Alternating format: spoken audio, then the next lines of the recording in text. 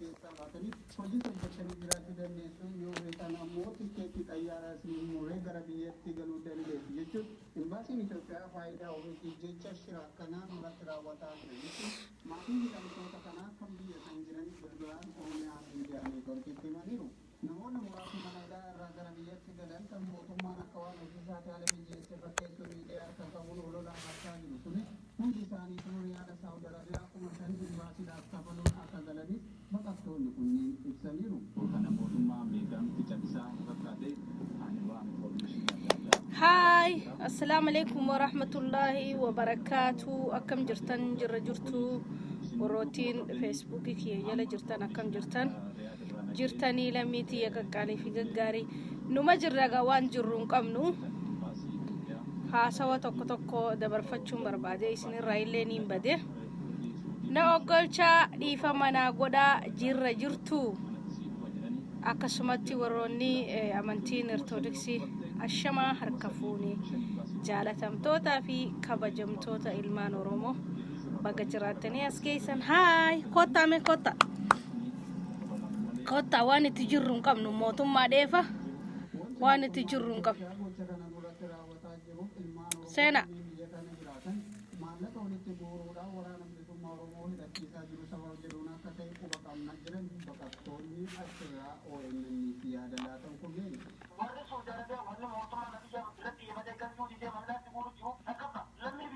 dhagayaa jirtani ommenni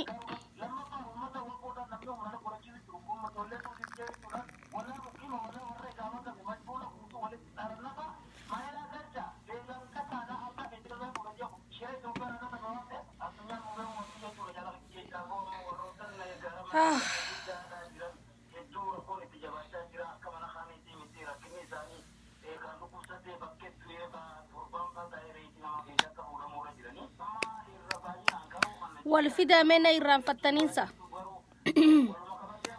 والله حالو ما يرون ندبم سيسة جاي حالو ما يرون ندبم سيسة علم خنيا دي فمني تقص نفك بيتين ولو ما نرك بيتين جيسة سجلت يراوني ملتا سينامه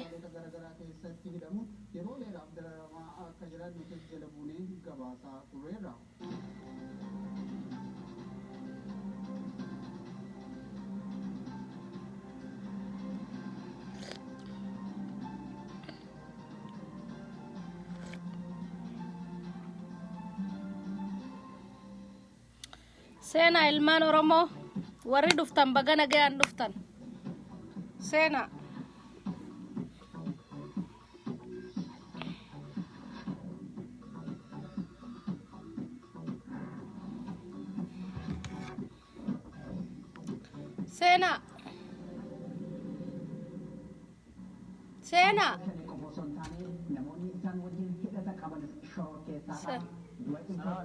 وعليكم السلام نجام جر نجام فيا طيب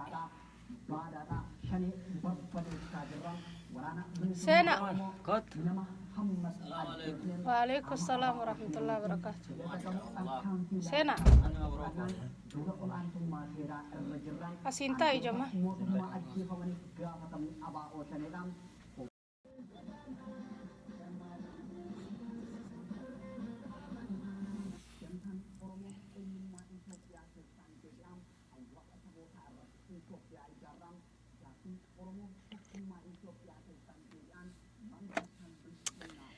سينا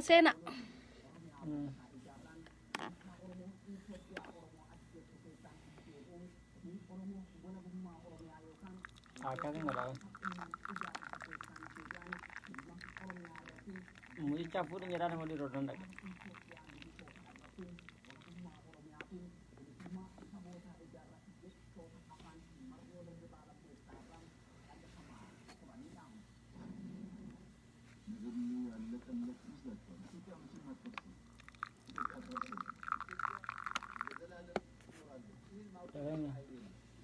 سيف ملتا Mulla كوتا سنتاي فراشة خبر أركاد جرتا ما دنيا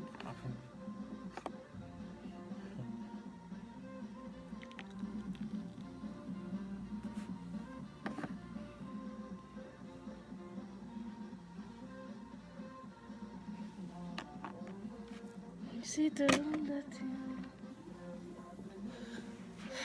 Yeah.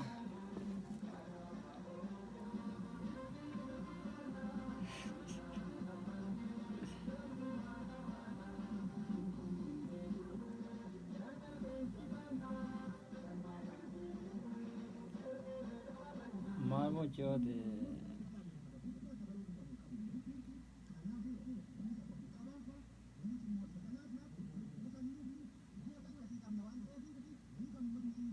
Yeah.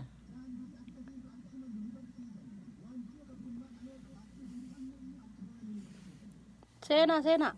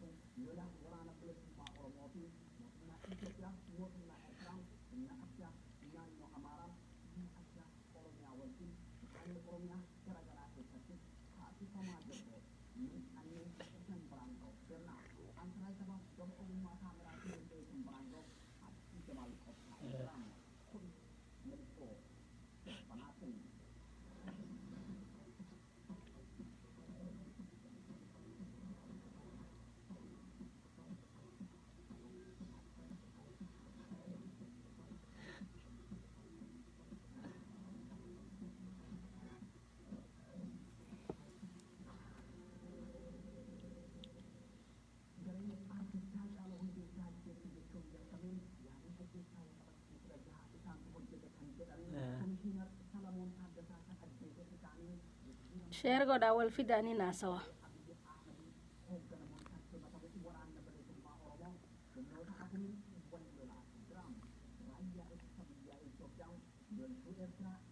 Nada. Senit ko yowe.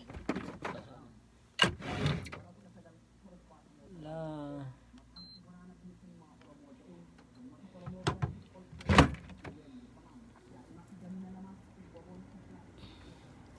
La sender ragar manichu. Manichu sender ragaram. Ah. Sender.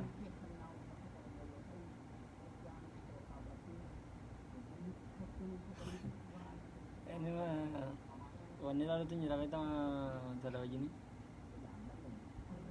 Ah.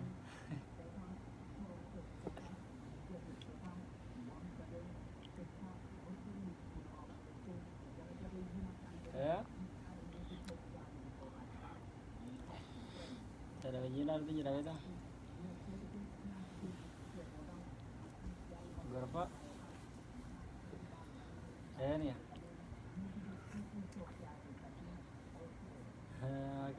Ada apa pakai di? Rabbi sudah ada. Rabbi sudah ada.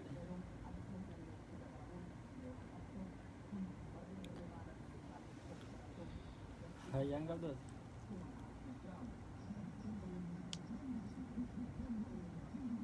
Mana kita nyerah dah pasti ini. Wah, maafin ada danda.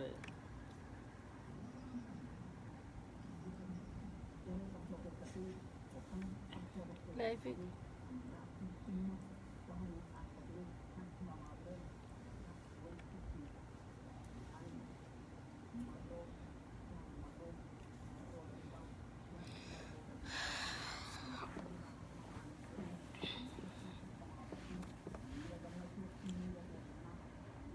Iya jawab dulu.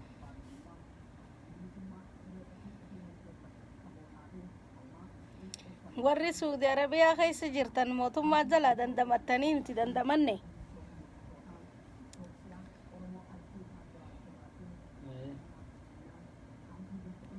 Warri qabamees jira gaa warri bihees jira. Karaa keenya kana gaa waa dila sii miti ittuma jiran garuu.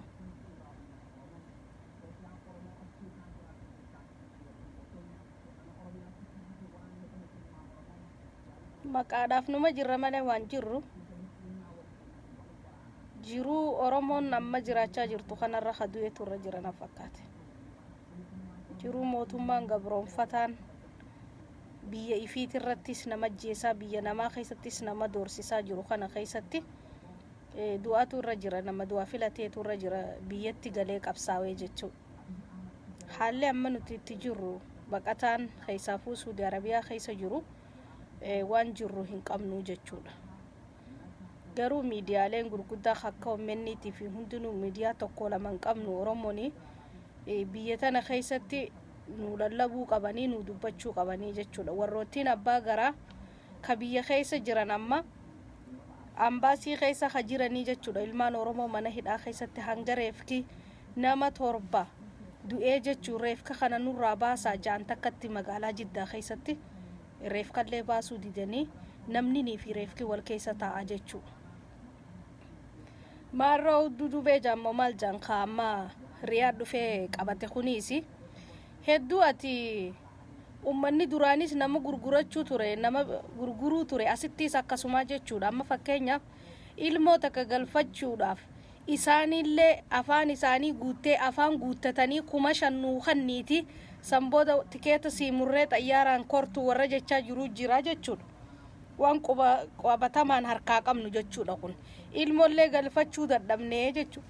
Haala kanaan tikeetuma xayyaaraatu deemanii ilmoo galfachuudhaaf nutillee 5,000 kannii sanboodarrallee tikeeta xayyaaraa sanbooda siimurra warra jawutu jira jechuudha. Haala kana keessa jirra jechuudha. Jiru biyya ambaa keessatti baqannee gammachuudhaan jiraachaan jirru jechuudha.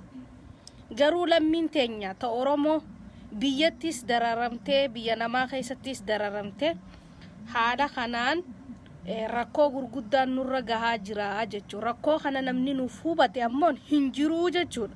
Mootummaan gabroonfataan akkamittiin Oromoo cabsa akkamittiin Oromoo biyya isiitirraa kaasa sanitti jira jechuudha.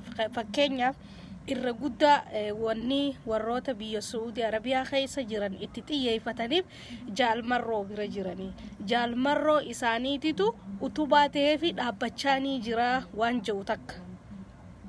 Bira jirra jaalmarroo bira jirra sodaa bilisiginnaatis hin qabnu numa duuna malee wanni isaan fidan hin jirtu takkarra lamarra bira jirra waboo maal fidda biyya teenya irratti yoo gallees nu jeefta malee wanni isin nu gootan hin jirtan bilisiginnaalee.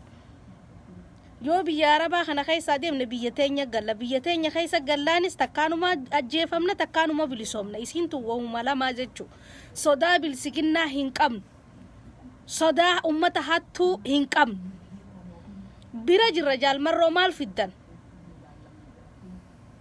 Namni dhugaadhaan deemu yoomumaa hin kufuu jechuudha. Jaalmarroon dhugaadhaanii deemu jira. Jaalshanyiin dhugaadhaanii deemu jira. Akka keessanitti saba'i fi saamee saba'i fi dirqamaan jechuudha. Saba'i fi ajjeesee bineensaa kan nutti hin jiran jarri. Waraana adda addaa dabalatanii jechuudha. Oromoo fixaa jirtan. Garuu isiniif hin mijaa'u isinillee minuma dadhabdan malee. Dirqiidhaan gandarra deemtaniiti warroota dhiiga namaa xuuxuu bareerratti waraqaa maxxansitanii haadha hayyootaatii fi hundaahuu doorsisaa jirtanii jechuudha. Nu filadhaa jettaniini. Filannoo ta'isan takkijibaata karaa takkaan hin dhayne. Tawaan takkaan hin finne jechuudha. Filannoo sobaa, filannoo Oromoodhaan gabroomsitan jechuudha. Hanga yoom Oromoo gabroomsitan?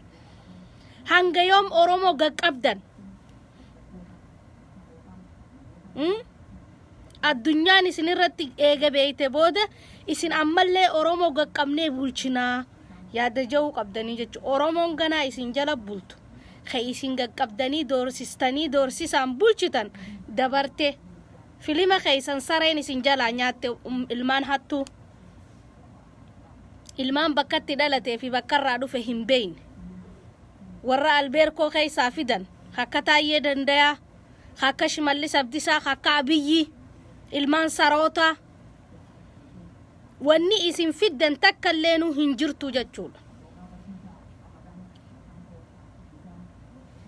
Nujjeestan nujjeesuu baatan yoom takkaa duuti nurraa dhaabbatte yoom takkaa imimmaan nurraa qoore biyya namaa keessatti Oromoodha ta gubattu ta akka haniida foon taatee bilchaattu Oromoodha ta mana hidhaa keessatti doorsifamtu Oromoodha ta biyyee fi keessatti ajjeefamtu Oromoodha Oromoon bakkuma takkattuu jechuu waan Oromoo taaneef waa meeqaan nurra gahaa jiraa jechuudha amma halkan edaa jechuu ganda namaa dhaynee ganda namaa sanirraa galuu dadhabnee jechuu mootummaan ganda xaragee maal balleeysineme biyya namaa keessa baqanneetillee jiraachuu hin dandeenyu ummata bilsiqinna heera kana deemaa jirtaniini jechuu yaa hattuule isin jalaa fashalamte gonguma wanni isin fiddan hin jirtu ifin dadhabsiisina deemtaniituma harka woboo seenuu teessan woboo jalaa isin baatan addunyaanis isin jalan naqaatee jirti khijiba keeysanii fi farada keeysan hundaa'uu hubatte addunyaan nutilleen sodaate isanin qabno osoo kafeetan nu gootaniu ajjeechas barree jirra nu faarawaa miti waan nu faarawaati miti jechuudha waan dargiinii fi mililik nu godhe taayyee dandayaatiif shimallis abdisaatiif abiyyiinis nu godhaa jiranii jechuudha kutaa Oromoo kutaa 11tti duuti nurraa dhaabbattee isin jirtu ajjechaanis nurraan dhaabbanne doorsifamuun nurraan dhaabban waan santeef duuti nuuf haarawaa miti waan haaraya nuuf ta'e gaddinuu miti qaama godhannee jirra du'aas hidhaas qaama godhannee jirra wanni isin nuun sodaachistan sammee eeysa jirti ajjechaas barre hidhaas barre doorsifamuus barre mee maal yaada haaraw maal fiddan isin biyyaas murattanii gurgurachaa jirtan kutaa Oromiyaa guututti murachaa jirtan bakka isin geessitaniifu garuu Oromoon qabatte wanni takka ammaaf gurguradhaa jireenya keessan laagaa keessan jiisa isinuu yeroo waa xiqqoo isiniif hafe yeroo muraasaatu isinii hafe hanga sammuu muradhaa bakka hundaa'u itti dhaqqabdi Oromoon hangumarraa hafe akkasiiti waan santeef garuu warri Ameerikaa jirtan waan takka qofa iyyannoo nuuf godha akka Saudi Arabiyaa keessatti joolleen teenya mana hidhaa keessatti dararamaa jirtu joollee teenyaaf sagalee nuuf taha akkaataa joolleen tun mootummaa Saudi Arabiyaa kana keessaa harkaa baatutti kana qofa nu godhuu danda'a malee wanni biraa biyya keenyatti gallaan takkaanuma ajjeefamna takkaanuma bilisoomna wahuma lama jechuu garuu namni biyya ambaa keessa dhufee ni dalaganna jennee dhufnee doorsifamaa dararamaa cafaqamaa mana hidhaa keessatti du'aan keenya kabajaa dhabee jiraan keenya kabajaa gizee dhabu nama du'eetu irra jiraa jechuudha amma kalee namticha du'e san Oromoon hin ajjeefne dhimma nama biraa ka ajjeeseef jechaadha Oromoo irratti waa meeqa gaggeessanii jechuudha warra garaa qabu warra ilmaan qabu hunda manatti itti seenanii guuraa jiranii jechuudha kana mootummaan akka harka keessaa qabu dhibbaan dhibbatti beeyna amma eenyu qabate akka ambaasii Itoophiyaa kana keessa Oromoodhaami qaama jiru ka fidan ka duris biyya gurgurachuu ture qaama Saudi Arabiyaa fidan kun hattichi ammallee wanni inni nu godhu hin jirtu hattuun duraanis hattuma ammallee hattumaa jechuudha waan inni nu fayyadu hin jiru waan inni nu godhu hin jiru nafsi ishee isaa fi abiyyiin akkamitti biyya gurguranna akkamitti Oromoo ajjeefna sanumarra jiran amma inni afaan isaatiin baafatee jechuudha Oromoo 5,000 kannaa tikeeta isiniif murraa akkasitti biyya galtan nama ifiifu hoggaa meeqa mana hidhaa keessa jiru maallaqa isaa fida kayfiifu mana hidhaa keessa dararamaa jiru ka bishaan maksalaa dhugaa jiru isaa fida maallaqa tikeeta gaafa mallas jiru irra nu jirti jechuudha ka Oromoo guyyaa 15 mana hidhaa keessa hin teenye galtu tanneen ummata hattu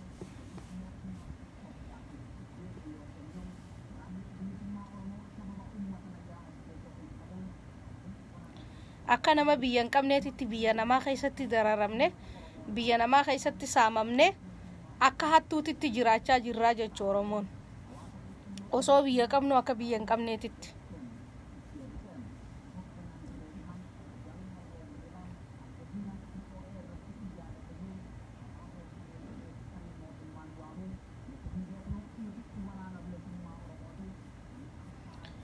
warri boodara dhuftan sheer godha biraan gaya hattuu fi galtuu biraan gaha warra nama zarafuu barate garuu warri biyya jirtan tan isiniidhaam duuti eega isinirraan oolle suuraalee ummata Oromoo nyaachaa turan hulaa duratti isinii maxxansaa deemanii isin doorsisan du'aa malee Abiyyi hin filatina garuu du'a lammadaa yoo barbaadan filadha Abiyyi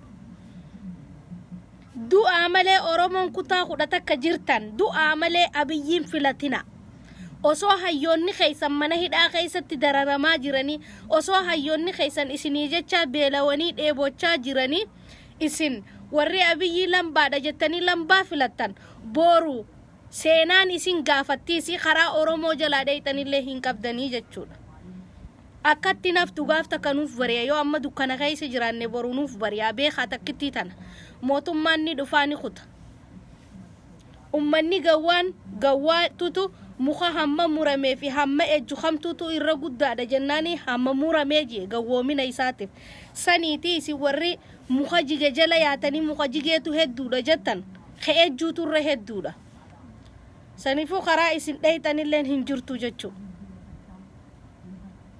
gawwoomtanii diina keessan wajjiniin hin bitamina garaa jettanii bitamtanii boru bakkan dhabina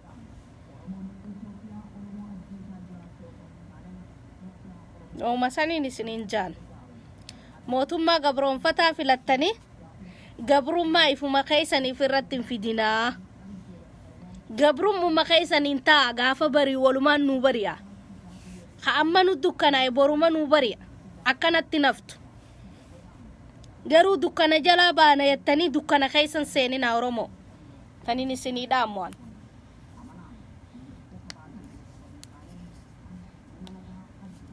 osoo Oromoon bakka hunda dararamaa jirtu osoo Oromoon ajjeefamaa jirtu ajjeechaan Oromootu maaliif isinitti dhaga'amuu dhabde garuu warri amma garaadhaaf bitamtan ilmaan Oromoo kadhumaa jiru kun maaliif isinitti dhaga'amuu dide Abiyyiin Isaayyaas Afwerqii wajji dhaabbateeti waraana isaa bakka hundarra facaasee Shawaa keessaa namaa dhumaa jira Wallagga keessaa namaa dhumaa jira Harargee keessaa namaa dhumaa jira duuti bakka hundarraa u kadhaabbateen jirtu jechuu isin ammoo garaaf bitamtan achi deemaa dalagadha garaaf bitamurraa achi deemaa dalagadha uruu teessan dalagadha namaaf hin bitamina garuu bakka garaadhaaf bitamtan deemaa saanaa namaa dhiqa garaan itti gagguuramanii sin quufu garaan hallayyaa warra ta abbaa garaa wajjiniin abbaa garaa taatanii Oromoo irratti hin duulina garuu duulli arra bobbaatan boru akka sarreetiin marrattan bakka seentan dhabdanii sabni Oromoo hamma dhumaa jiru kun ajjeechaan tun irraa dhaabbatti waan akkasiitii jechuu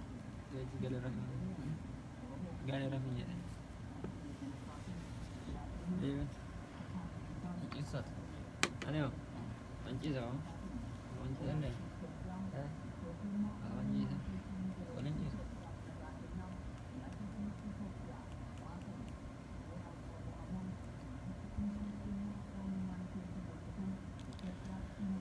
Okay, warra dhuftanii share godhaadha amma fangalmaan isinii dhaama waan keessummaan narra jirtuuf boodaan isiniif deebi'a inshallah boru